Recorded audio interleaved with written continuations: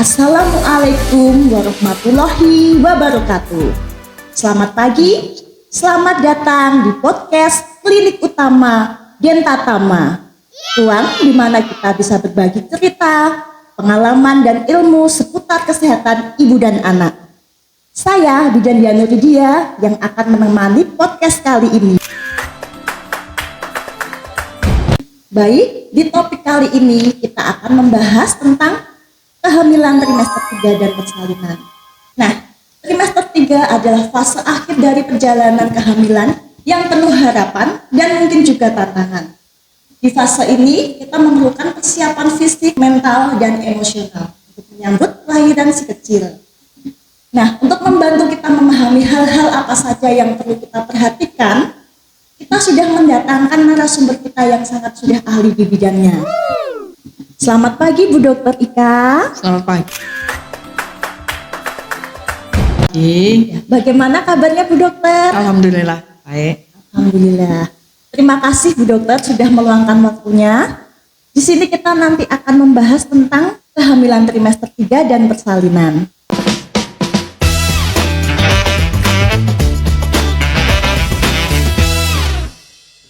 Baik Bu Dokter, pada podcast kemarin kita telah membahas tentang kehamilan trimester 1 dan 2. Kali ini kita akan membahas tentang kehamilan trimester 3 dan persalinan. Nah, di periode trimester 3 ini banyak sekali tantangannya ya Bu Dokter. Nah, menurut Bu Dokter, apa saja perubahan fisik dan emosional yang biasanya terjadi pada masa ini? Ya, yang jelas kondisi rahim semakin membesar, otomatis akan mengakibatkan sesak napas. Nah, itu bikin pasien tidak nyaman, bikin ibu hamil tidak nyaman. Kemudian kapasitas kandung kencing jadi berkurang, sehingga mengakibatkan semakin sering ibu-ibu hamil walaupun minum sedikit akan mengakibatkan sering kencing, dan itu bikin sedikit stres pada ibu hamil. Kok dikit-dikit kencing, seperti itu. Kemudian yang jelas semakin mengakibatkan pegel pada punggung, pada pinggang, pada area perut bagian bawah, nggak nyaman bergerak, nggak nyaman untuk jalan, dan lain sebagainya. Kalau untuk emosional, jelas pada orang yang gerah ya, otomatis akan emosinya jadi lebih sensitif. Jadi para suami terlebih kalau misalnya suaminya jarang pulang, apalagi kayak Bang Toyib ya, akan semakin meningkatkan emosi pada ibu hamil. Saya rasa itu. Jadi karena semakin besar, kemudian ada kekhawatiran pada proses persalinan, dan itu bisa mengakibatkan emosinya juga kadang kanan, kadang kiri gitu. Saya rasa itu. Ya, baik. Menarik sekali Dokter. Baik, kalau begitu bagaimana Bu Dokter agar kita bisa tetap nyaman menghadapi perubahan seperti nyeri punggung, pembengkakan, dan sulit tidur seperti itu Dokter? Yang jelas kalau untuk perasaan nyaman, suami siaga itu yang paling utama. Kemudian masalah punggung yang nyeri, kemudian ada pembengkakan kaki, sulit tidur. Ada baiknya pada ibu-ibu hamil kan tidak disarankan untuk mandi air panas ya, karena akan meningkatkan pembesaran pembuluh darah pada ibu-ibu hamil. Nah, itu tidak disarankan. Tapi pada kasus-kasus nyeri punggung bisa diusahakan, misal suaminya disuruh pijit, tapi pijitnya yang pijit lembut aja di area di mana tidak nyaman, dalam posisi yang jelas gak bisa kalau trimester 3 kok tengkurap gitu ya. Jadi apa duduk atau dalam posisi yang miring begitu, boleh dioles dengan obat-obat salep anti nyeri atau pereda otot yang mungkin menurut mereka juga sering kram gitu kan. Nah, untuk masalah bengkak, bisa dilakukan relaksasi, misal duduk jangan terlalu lama, misal duduk kaki lebih tinggi daripada area paha atau pantat. Demikian. Kemudian bisa diusahakan diseka dengan handuk dingin atau dengan kompres dingin, apapun pakai monggo silakan. Setelah 2 atau 3 hari dikompres demikian, di mana yang nyeri, di mana yang bengkak, dilakukan ganti. Tadinya dingin jadi hangat, tapi jangan terlalu panas, hangat aja. Boleh pakai botol, boleh pakai handuk juga boleh. Nah, kalau sulit tidur, nah ini tugasnya keluarga di sekitarnya. Jangan dibikin stres. Kemudian, kalau misalnya yang dikeluhkan itu nggak bisa tidurnya karena gerah, ya diusahakan aja misal dikipas-kipas atau bisa juga dengan dipasangin AC juga boleh, tapi jangan lupa jangan langsung ke badan, karena pada ibu hamil istilah orang Jawa gampang masuk angin. Nah, kalau sulit tidur bisa diatasi dengan, itu kan karena gangguan hormon ya, kemudian ada kemungkinan dia salah posisi tidur. Kadang orang berpatokan bahwa tidur itu harus terlentang pada ibu hamil, jelas nggak mungkin, karena peredaran darahnya akan tertekan dari rahimnya, sehingga dibutuhkan posisi tidur miring dikit aja, gak harus miring ke kiri, gak harus miring ke kanan, monggo silahkan. Posisi yang paling nyaman bagi ibu hamil, misalnya miringnya miring 90 derajat, ya silahkan, tapi dengan konsekuensi kalau terlalu miring, tangan akan kegencet. Nah, itu nanti jadi masalah lagi, tambah nggak bisa tidur lagi, gitu kan. Kemudian masalah kram yang muncul bisa karena gangguan hormon, bisa diatasi dengan dihangatkan atau dikasih minyak gosok untuk biar hangat gitu. Yang paling sering karena kekurangan cairan yang bisa mengakibatkan kekurangan mineral dalam tubuh pada ibu hamil. Nah, itu yang disepelekan. Ibu hamil jarang sekali karena pipis terus, sehingga dia nggak mau minum banyak. Nah, itu yang bikin masalah. Jadi malamnya jadi kram karena kekurangan mineral itu tadi. Bisa dilakukan pencegahan dengan minum sedikit-sedikit tapi sering, sesuai dengan takaran biar tidak dehidrasi. Gampang banget ibu hamil itu dehidrasi seperti itu. Nah, untuk masalah emosional itu kadang juga pengaruh, gak bisa tidur. Yang paling sering pasien-pasien saya itu pada ngeluh, kok gak bisa tidur, kenapa? Lah bapaknya belum pulang gitu.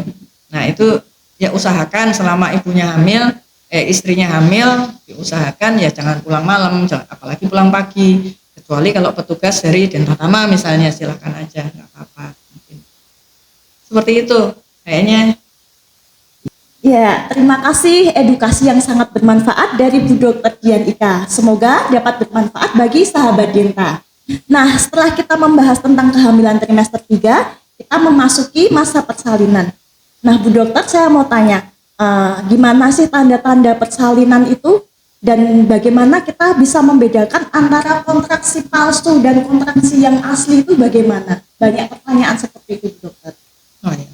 Terima kasih, pertanyaannya bagus banget.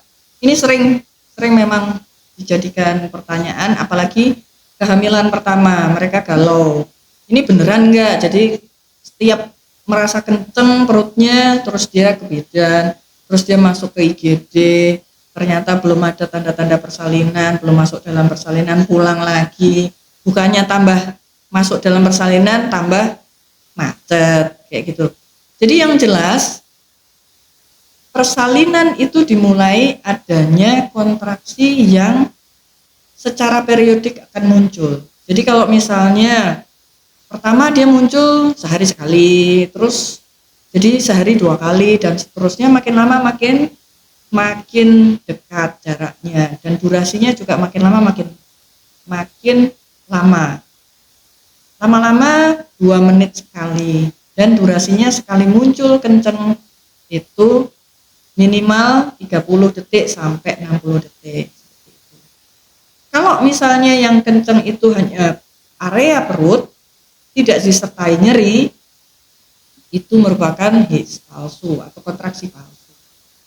Apabila terjadi tanda-tanda seperti mau BAB, kok muncul lagi setengah jam lagi, seperti mau BAB tapi ditongkrongin nggak keluar BAB-nya, waspada bahwa itu merupakan sebuah tanda-tanda persalinan. Jadi jangan sampai ditongkrongin dipaksain nanti yang keluar bayi. Kemudian yang berikutnya, kadang pada beberapa orang muncul yang namanya lendir darah. Tapi tidak semua harus selalu lendir darahnya duluan. Ada yang keluar ketubannya duluan. Nah, ketuban itu baunya itu sedikit amis, mirip-mirip dengan bau dari yang keluar dari puting susu. Amisnya mirip-mirip 11-12 lah. Yang jelas keluarnya ketuban itu dia berlendir dan juga lengket. Kemudian terus menerus. Jadi kalau sekalinya ketuban keluar kok nggak keluar lagi, berarti bukan. Bisa jadi ngompol gitu. Makin sering PAK, kemudian tanda-tandanya makin, wajahnya jadi nggak lucu lagi pasiennya, diajak ngomong udah nggak nyambung lagi, jadi pringis kayak gitu. Nah itu artinya bisa jadi masuk tanda-tanda masuk persalinan seperti itu. Oke? Ya, itu ya tanda-tandanya persalinan, mau menjelang persalinan. Para sahabat Dinta, jangan khawatir ya. Kita harus bisa membedakan antara kontraksi palsu dan kontraksi yang sesungguhnya. Jadi ingat, jangan panik ya. Sahabat Dinta pasti banyak yang bertanya-tanya ya. Persiapan apa saja yang perlu dilakukan ibu hamil dalam menghadapi persalinan, baik secara fisik maupun secara mental. Oke, terima kasih. Yang paling sering itu unsur dari perasaan takut melahirkan, kemudian pemikiran bahwa operasi sesar itu adalah penyelesaian segalanya. Kelihatannya kemakan dari sinetron ya. Jadi pasien-pasien semakin jarang memilih jalur persalinan lewat vaginal. Orang sekarang memilih, enak kalau milih sesar gitu kan.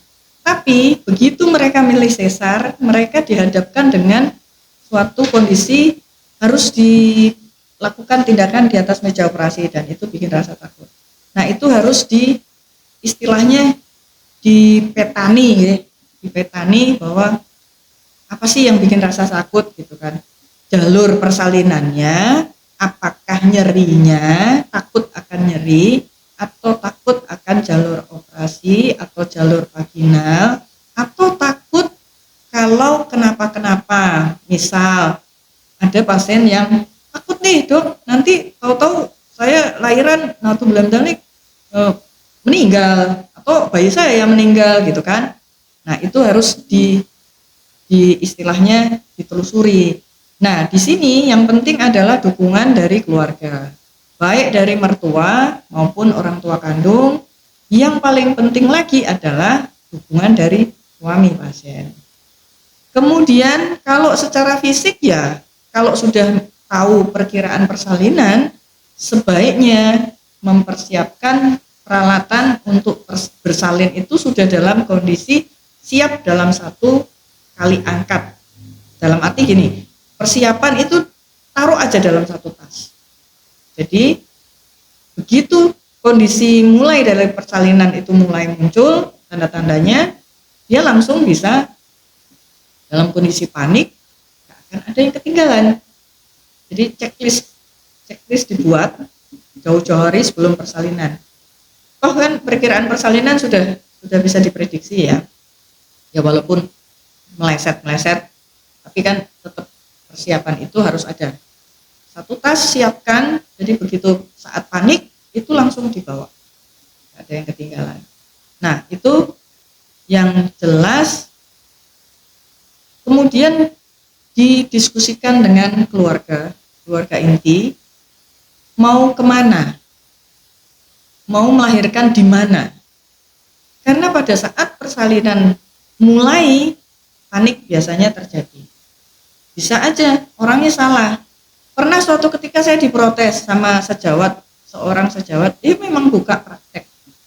Tahu-tahu dia kedatangan pasien mau melahirkan. Padahal dia itu dokter kulit. Kebetulan saya prakteknya ada salah satu yang di dekat sebelahan sama dokter kulit. Dia protes. Kemarin ada yang mau ke sini, ngapain Bu? Mau melahirkan di sini. Jadi terima aja, saya bilang gitu. Wah, aku dokter kulit kok disuruh nerima persalinan katanya gitu. Nah, itu harus disiapkan jauh-jauh hari sebelumnya. Jadi mau kemana? Mau sama siapa? Mau ditolong siapa? Seperti itu. Nah, kemudian kalau bisa olahraga dalam arti yang paling penting itu mengatur nafas. Pengaturan nafas, kemudian merelaksasi dari otot-otot panggul sehingga pada saat persalinan terjadi, kalau itu vaginal, dia bisa lancar. Simpelnya adalah begitu pasien itu merasa kenceng, bersin aja lahir, gitu. Tapi kalau misalnya dia ketakutan, kemudian nggak pernah belajar relaksasi atau latihan pernapasan di kelas ibu hamil, nah itu akan sedikit mempersulit. Saya rasa itu. Oke. Wah, menarik sekali. Jadi kalau begitu seberapa penting sih Dok dukungan dari keluarga, terutama dari pihak suami dalam mendampingi kehamilan trimester 3 sampai persalinan, Bu Dokter? Iya, dukungan dari suami itu sangat penting dan paling penting. Jadi kalau ada bercandaannya di antara kami gitu ya, kau yang memulai, kau yang mengakhiri, dia bilang gitu. Jadi sebaiknya memang dalam kondisi apapun itu standby. Tapi hal-hal semacam ini itu kadang sulit juga kalau misal ya mohon maaf suaminya tugas di luarnya luar banget, luar kota, luar Jawa atau terlebih lagi luar negeri gitu. Tapi dipersiapkan penggantinya, bukan berarti suami pengganti loh ya, bukan. Tapi siapa orang terdekat dari ibu hamil itu. Gitu. Nah, dukungan secara fisik, mental, dan emosional sangat penting untuk para ibu hamil untuk menjelang persalinan. Jadi bagi para calon suami tetap harus selalu mendukung istrinya agar tetap semangat dalam menjelang proses persalinan.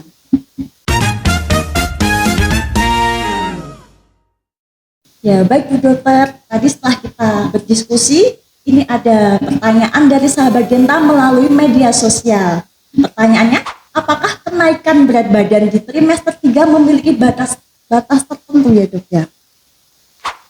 Oke, sebenarnya kita mengenal adanya body mass index. Jadi luas permukaan tubuh itu hubungannya dengan batasan pertambahan daripada ibu hamil. Ada 4 batasan. Ada yang underweight, kemudian yang normal, kemudian yang overweight, kemudian yang terakhir ada obesitas. Jadi masing-masing punya bagian sendiri-sendiri. Disarankan itu ideal ya, itu ideal. Jadi tidak dilarang untuk terjadi kenaikan yang drastis itu, cuma perlu diingat jika kenaikannya drastis itu akan mengakibatkan kenaikan risiko terjadinya hipertensi, kemudian komplikasi kehamilan yang lain, preeklamsia berat misalnya, atau akut fatty liver, di mana hati bisa ketumpuk adanya lemak, semacam itu. Jadi pada pasien-pasien yang overweight diperbolehkan untuk menambah berat, bukan menambah berat ya, terjadi kenaikan berat badan 12,5 sampai 18 kg selama trimester 3. Kemudian pada yang normal itu 11,5 sampai 16 kilo. Sedangkan yang overweight itu dari dari berat badannya dia loh ya. Jadi bukan semua sama rata. Jadi jangan sampai yang berat badannya sudah obesitas kok dia nambahnya 18 kilo ya, jangan. Sebaiknya jangan. Yang overweight bisa nambah 7 sampai 11,5. Kemudian yang obesitas sendiri itu 5 sampai 9 kilo. Saya rasa itu kalau trimester 1 2 itu lebih dikit lagi. Karena masih berat badan janinnya pun juga ya masih minimalis ya perkembangannya juga. Oke. Ya, terima kasih jawaban dari Bu Dokter Dian Ika, semoga bermanfaat ya. Ya Bu Dokter, ini ada pertanyaan yang kedua. Olahraga atau aktivitas fisik apa yang dapat dilakukan untuk kelancaran persalinan, Bu Dokter? Ya, yang paling sering dan diperbolehkan itu sebaiknya yang ringan-ringan aja seperti jalan santai, kemudian yang sekarang lagi in adalah pilates, yoga, pilates. Cuma saya pesan kalau misalnya pakai gym ball harap berhati-hati pada posisi yang bola itu didudukin.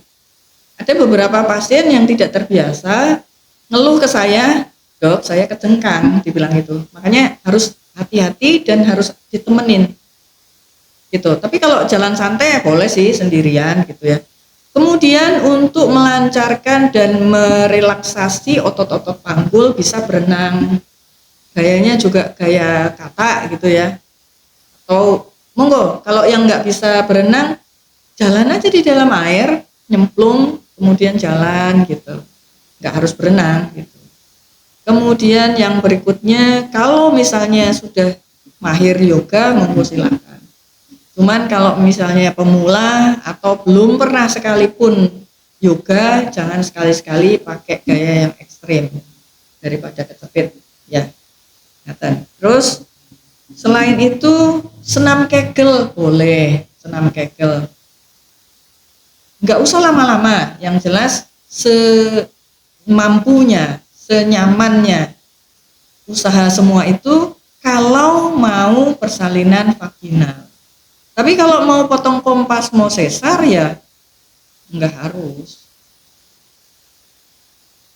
Itu ya baik. Nah itu aktivitas fisik yang dapat kita lakukan untuk memperlancar dalam proses persalinan. Pertama bisa dengan jalan santai, kedua dengan pilates, ketiga dengan senam yoga, dan bisa juga dengan berenang atau dengan senam kegel. Seperti itu ya sahabat Denta.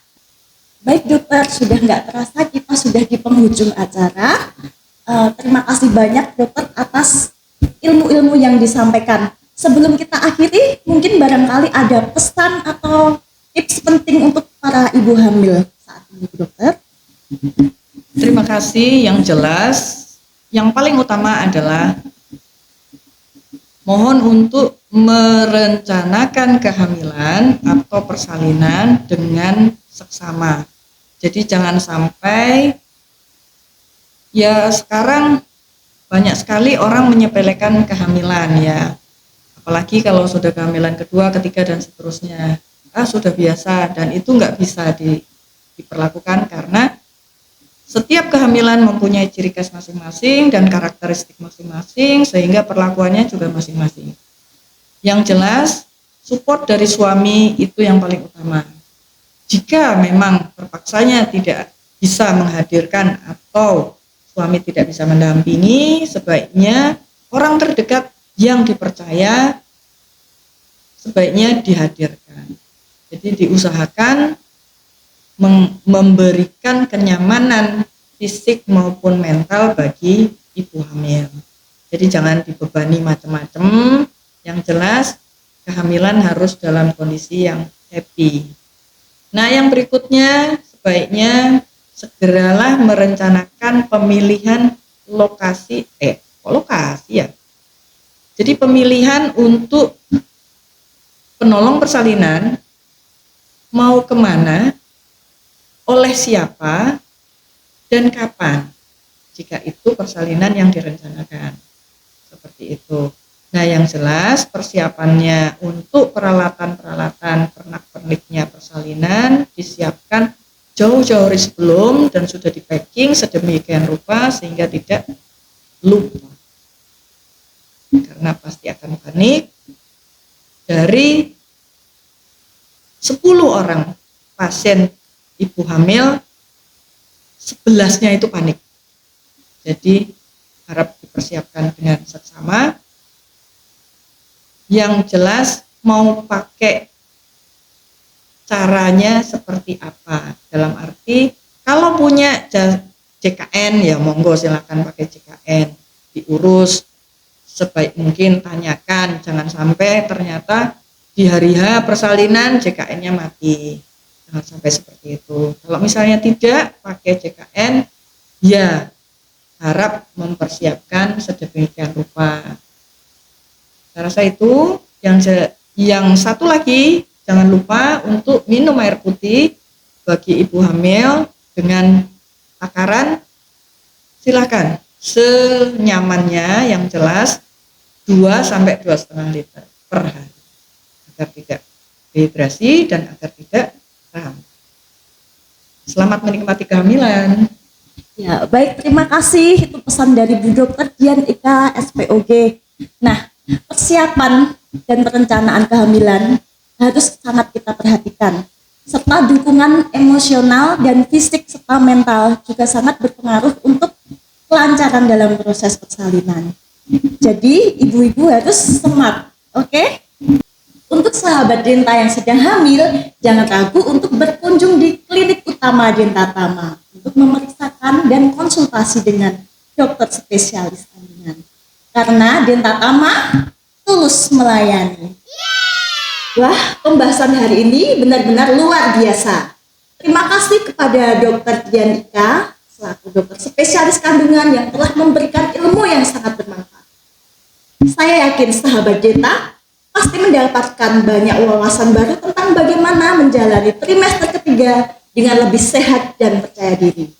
Sebelum kita akhiri, saya ingin mengingatkan bahwa di Klinik Denta Tama memiliki berbagai layanan kesehatan untuk mendukung perjalanan kehamilan, terutama di masa-masa awal yang krusial ini.